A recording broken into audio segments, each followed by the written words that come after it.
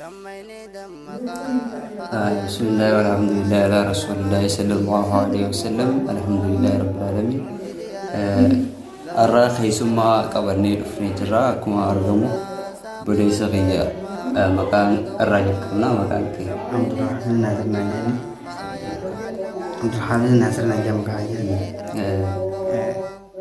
Eesarratti turtee yookaan eesarratti amma magaalaa birraa kana keessatti qalbuu dandeessee waan bakka kamirraa dhuftee gaarii kun illeen akkasuma biyyarraa naannoo magaalaa Dizar akka yaamtu achirraa deemneetti karaa magaalaa Haramayaa tanatti argamne achiin booda achuma magaalaa Haramaa tanatti naannawa addeellee bakka yaamtu asii baratu jirruuti achirraa deemnee eegasii federa biitiin gidiraa tanatti asii ijoolleen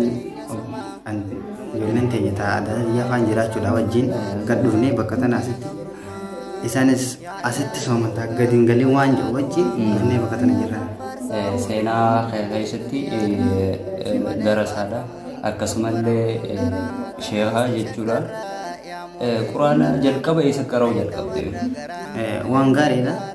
Jalqaba quraanaati alhamdulillahi rabbil alamin akkuma nee gadeeni biyyatti ni baradhe hangan kare quraana lafzii bichaachi baradhe achirraa ati lafzuma qofaan karee deemti biyya teenya gandaa hajii bakka jaamtu magaalaa gurguddoo irraa gandaa hajii bakka jaamtu sheeyni iyyaas kana barsiise hafiza wallaahu shee'amma Muhammad Ibiroo janiin shee'amma Muhammad Ibirootti isarra karaa tureetiin achirraa deeme ati federa bitiin ammaan tana sanaa mukaa fira dhufee ajira addeellee qara'uu jirta amma kitaaba meeqarra geessee jirta kitaaba kam qara'uu jirta yeroo ammaa kana yoo ati alhamdulillahi laakiin ammoo ta'u maa wajjin kitaabni nama baratu jiru laal kitaaba shaafiteetiin jira quraana malee jechuudha amma ati quraanuma sanii wajjin hiikkaa isaa jira risaalaa tana beekaa osoo itti ilaalle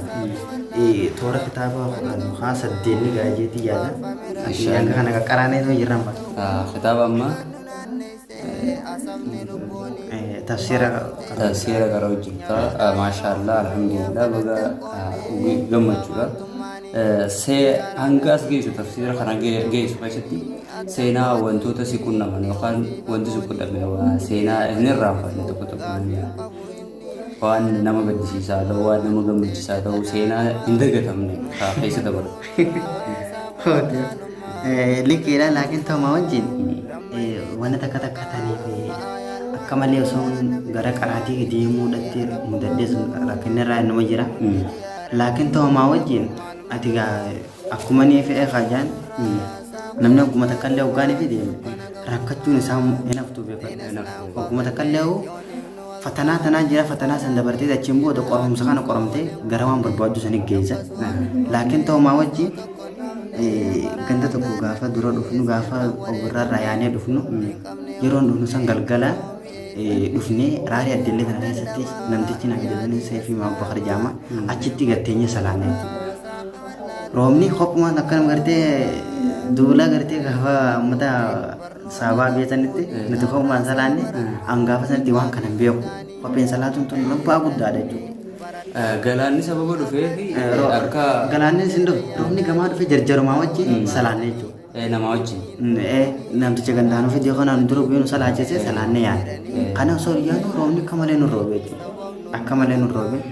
Ani kitaaba biyyaa sana tokkos jiise ana sichuuna jiise ana gus biyyaa sin beeni wajjin ati dhufe yookaan dhufu hanga tokko yookaan achi taa'u keessatti addeelleen sun waan muuxannoo dilas hedduu dhalaan isaaniitiif dhiira ammaan tana muuxannoon seenuu jirtu hedduun beeka waan haala jireenya kana dilas hin galleef dhalaan isaanii tun hedduu waan muuxannoo hin qabneef achi as garagalee garuu gatimmaa akka dursaniif isaanis xiqqoo wayyaadha biitti tun beeyta akkuma shimbirroon biyya afaan haasiti jedhanitti wal dhabdimma akka itti anaa waanis waan hin qilleensachii kana hin beekne hanga baatii sadii takkare rakkadhe jechuudha kan hin beekadhu gaa warreen bira jirus numa jiran laakiin ta'uma wajji rakkadhee akka malatti jechuudha hanga baatii hangaan jiraadhu san jireenya ifumarra godhe akkasii jiraachaa ture. Beelaa fi dheebuu haa ta'u akkasumatti wantoota si qunnaman hunda tartee keessa geesse yeroo ammaa alhamdulillah tafsiira qara'uu jirta waan jiru. Nashidaa akka baaftee dhageetiin jira agarillee jira inshaallah alhamdulillah. Nashidaa baasuu jalqabumarraa qabdee fedhii isaas keessa ture akkamitti? Wanni kun ati gaa alhamdulillah rabbil alamin Alhamdulillah. isii asliin hin qaba jalqaba duraan narratti hin beekamne malee haala laal ni hin qaba isii qabaachuu kiyya kana ofirratti ni hin beekan. Fedhii akkasiisan otoo godhee jiraadhe hajoolsa keessa jirti. Na keessa jira laakiin ta'uma gaafa sanii waan takka ni hin godhaa jee karooraas ni hin qaba osoon ijoolleetiin osoon barumsaas bara 2007 kana fa'a inuu ayyaana waan akkana irratti qopheessuuf yaalii godhaa ture. Sambira kutee mana barumsaatti gaafaan itti badhaafamullee numaan qaba.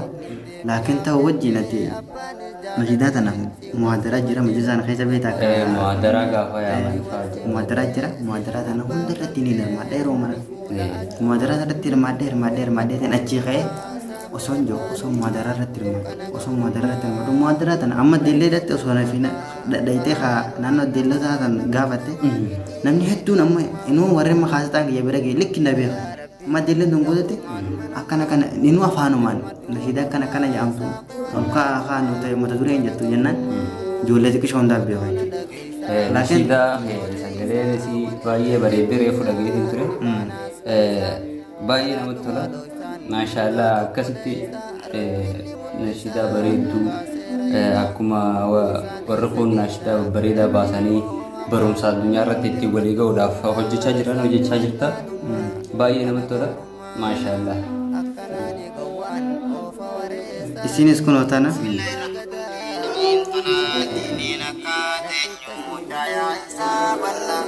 Baay'ee ajaa'iba namatti tola.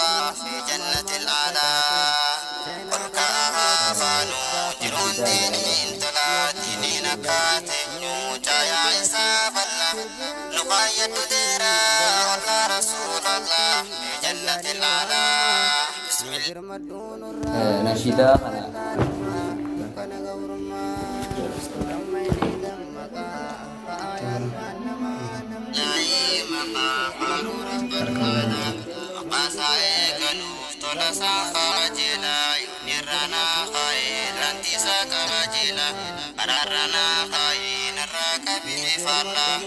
nashidaa kun hedduu kan namatti tolu nashidaa bareeduudha.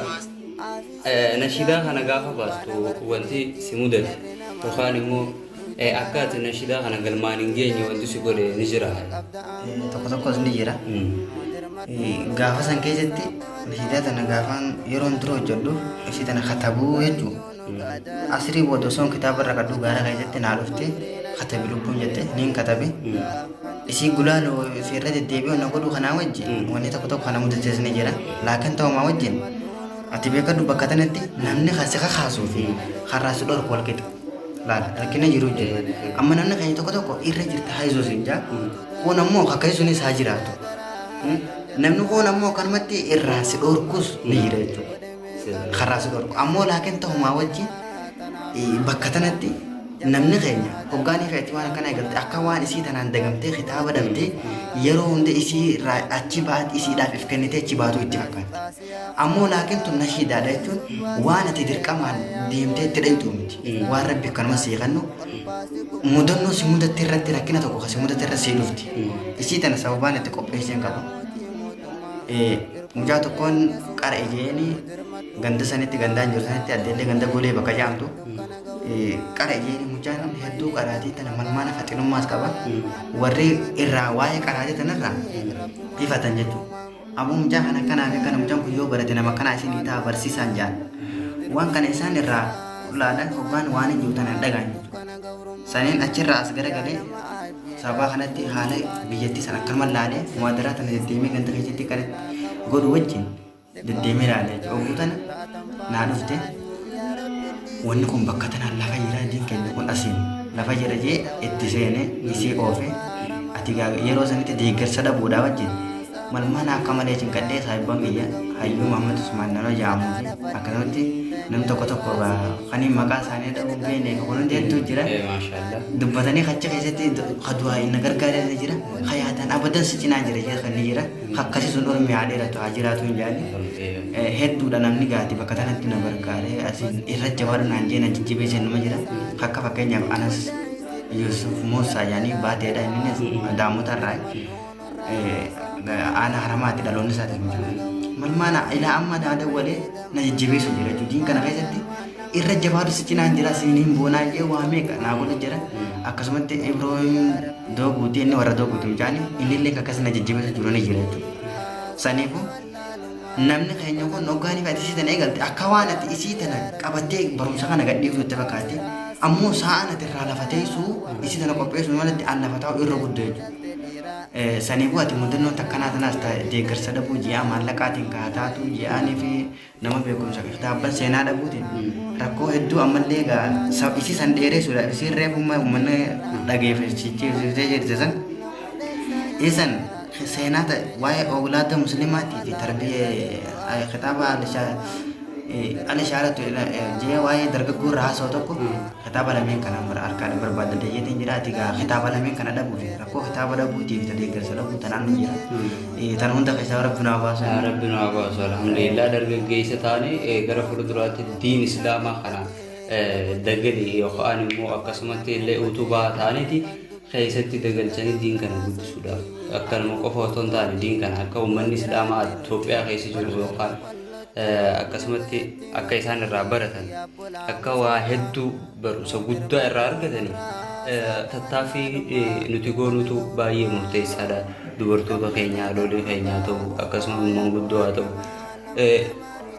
sochiin nuti diin Islaamaa kana guddisuudhaaf goonu keessatti sohaaba barbaadaa akkasumatti namallee barsiisaa ka goonu kun hedduu barbaachisaadha. Kanaafuu seenaa keessatti nashiidaa yeroo jalqabaatiif nashiidaa tokko baastee lammaffaallee baastee jirta qarshii isii tanaan ittiin baastullee hedduu argachuudhaaf gaaratti illee deemtee du'aayii gootee gaaratti deemtee walaloo fa'aa barreessitee yeedaloo qopheessitee wantoota adda addaa kana qopheessuudhaan laffaatii hedduu keessa dabarsitee ammaan tana walaloo san akkuma barreessitee fixeen yeedaloo jijjiirtee ta'u booda deebitee nashiidaa kana alhamdulillah akka uummanni ittiin barataniif murteessitee jirta.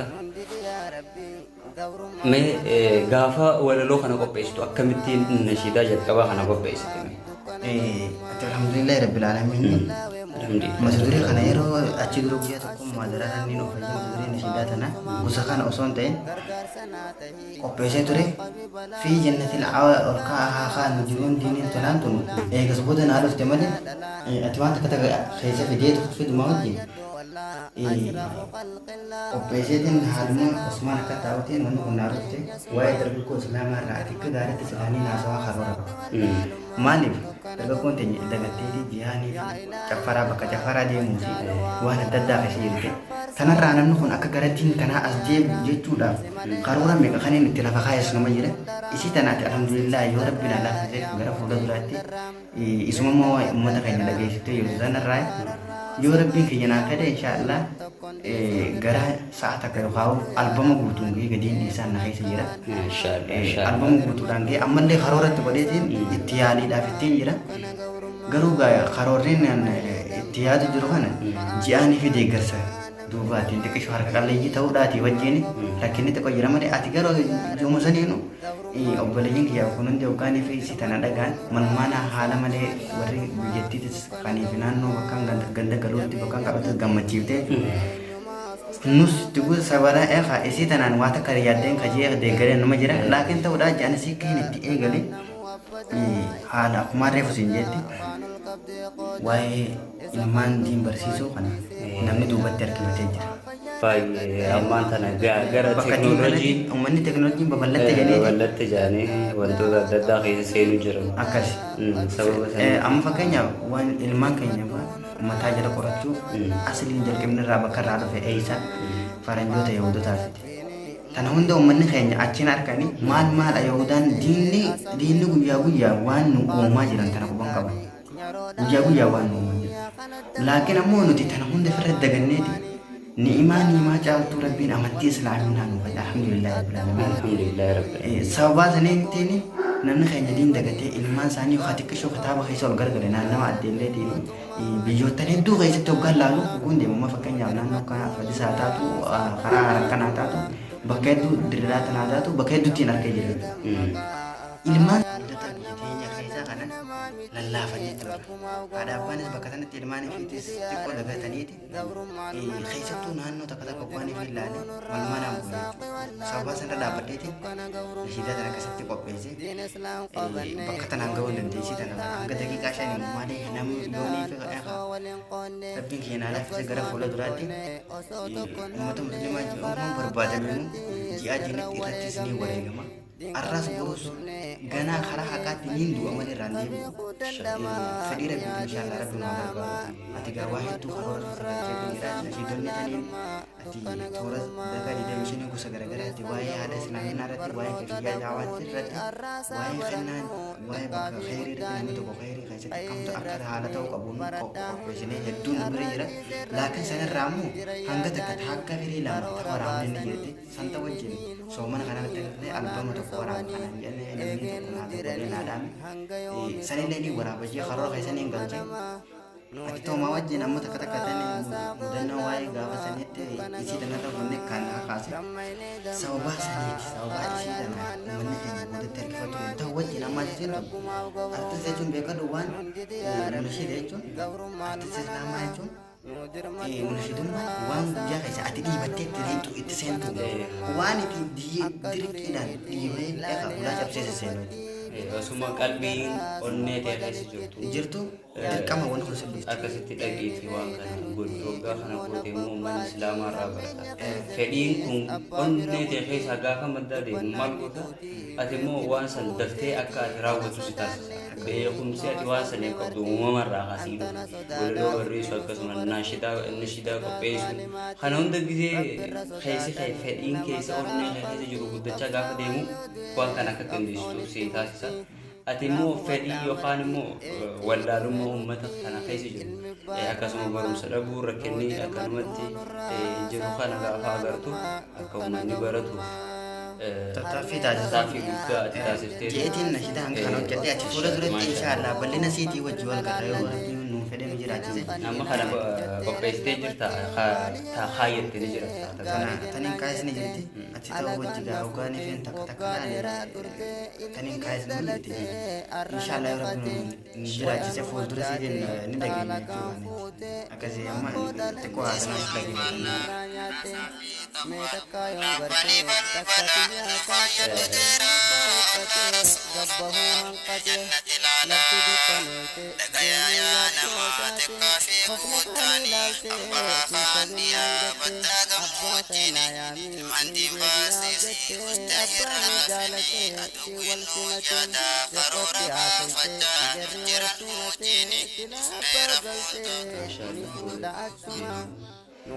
Nashidaa guutuu isaa booda dhageeffannaa akkuma agartan keessumaa keenya obboleessa Abdul Haafiz wajjin turree jirra.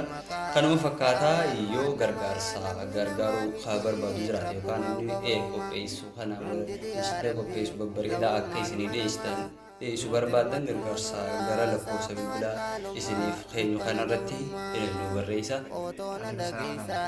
Ammoo ta'uma wajjin bakka nashidaa kanarratti namni keenya ogaanii fedhisii tana eegalte sanamuu ogaanii fi namni baasu heddummeeffate eenyu dhaggeeffannee eenyu dhiifnaa gaafii jirtu akka lafa kaatee kan namni baasu kun heddummeessee jira eenyu dhaggeeffannee eenyu dhiifnaa ammoo laakin sanii akkuma nii fi namni ummiin namaa wal deemaa deemtu kanatti jarri keenya kanii fi bakka tana gaan kun bakka hin taa'u ta'uudha wajjin akkanii fi nama tokkotti akka yaada nama tokkotti nama waan kana inni of ajaa'imu keessattuu naannoo akka jimmaatti baalee arsii naannoo kana kanaatti nama tokkootu bakka nii fi nama waan kana deeggaru kanatti cinaa dhaabbatu maallaqa yoo taates deeggarsa yaadaan taatu beekumsaan taatu kanii fi wanni inni qopheeffatee jiru daqiiqaa shan hin geenye kan dhageenye jirraa inshaallah yoo jiraanne fuuldura waan adda addaa waan nama bashannansiisaa waan akkaan si gammachiisaa qabannee tisni deemaa fayyaa rabbiin itti haa ta'u. masyaallah ya rabbi makanya balena kun udah sudah tapi leta soalnya kan orang ini ati gawai halu ni fiero di podcast ini makanya anggan mau coba berbanding assalamualaikum warahmatullahi wabarakatuh dammaini dammaka fa'ayal manama namnina ma miti rabbu ma gabruma nundidi ya rabbi gabrum mal manama nudir madun rasaqi wallaluma dukana gawruma dammaini dammaka fa'ayal manama namnina ma miti rabbu ma gawruma nundidi ya rabbi gawrum almanama nudir madun rasaqi wallaluma dukana gawruma قل قل لا مولا جل وتعالى الشكر يا مولا فار ثم ملام غرغر سناته نراق ببلا يا ربي بملا سين قد يا مولا تسديرا دلا